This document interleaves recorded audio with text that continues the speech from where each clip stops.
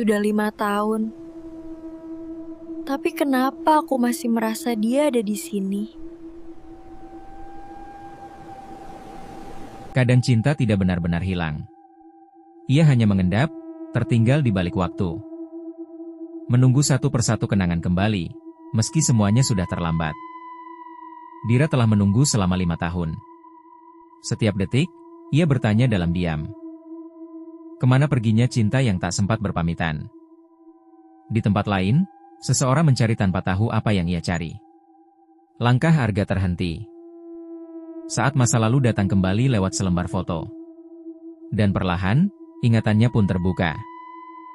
Waktu memang telah memisahkan mereka. Tapi luka yang tertinggal, tak pernah benar-benar sembuh. Dua hati saling menatap, saling menyalahkan. Tapi juga masih menggenggam harapan. Arga tak tahu bahwa cinta yang ia tinggalkan telah tumbuh dalam rahim Dira. Tapi penyesalan kadang datang tanpa kesempatan kedua. Namanya Raya. Anak yang tak pernah mengenal ayahnya. Tapi selalu menanti dalam doa kecilnya. Mungkin itulah yang menuntun Arga kembali. Bukan ingatan, tapi cinta anak yang tak sempat ia peluk. 3 tahun yang lalu, Raya pergi tanpa sempat bertemu ayahnya. Tapi malam-malam penuh doa dan rindu itu kini membawa dua hati yang patah kembali menyatu dalam sunyi. Cinta tidak selalu berakhir indah. Tapi ia tak pernah benar-benar hilang. Ia tinggal dalam jejak yang tertinggal di hati. Dan dalam doa mereka yang masih percaya. Setelah makam Raya mereka kunjungi bersama, Dira dan Arga mencoba memulai kembali hidup mereka. Tapi ketenangan itu tidak bertahan lama. Di malam hari, suara tawa anak-anak terdengar dari ruang tamu. Lalu foto keluarga yang digantung. Jatuh sendiri. Mimpi Dira mulai dipenuhi oleh sosok anak kecil yang memanggilnya bukan dengan ibu, tapi tolong.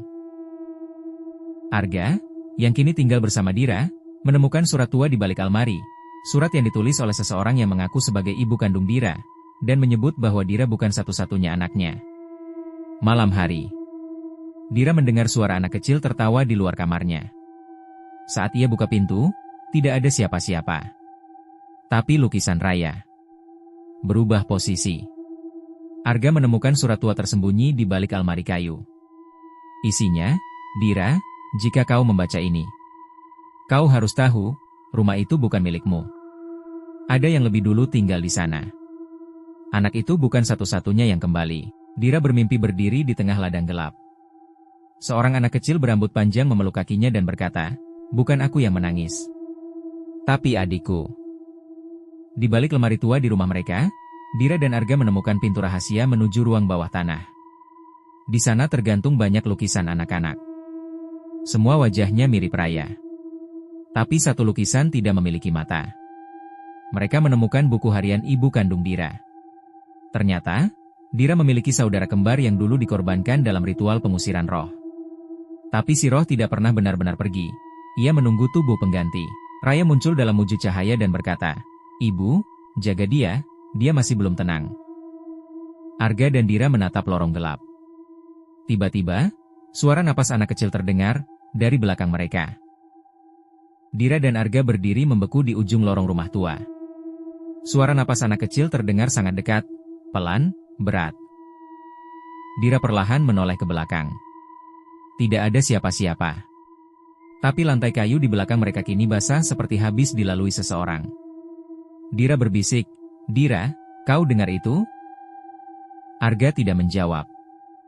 Ia menatap ke dinding. Ada lukisan lama yang belum pernah mereka lihat.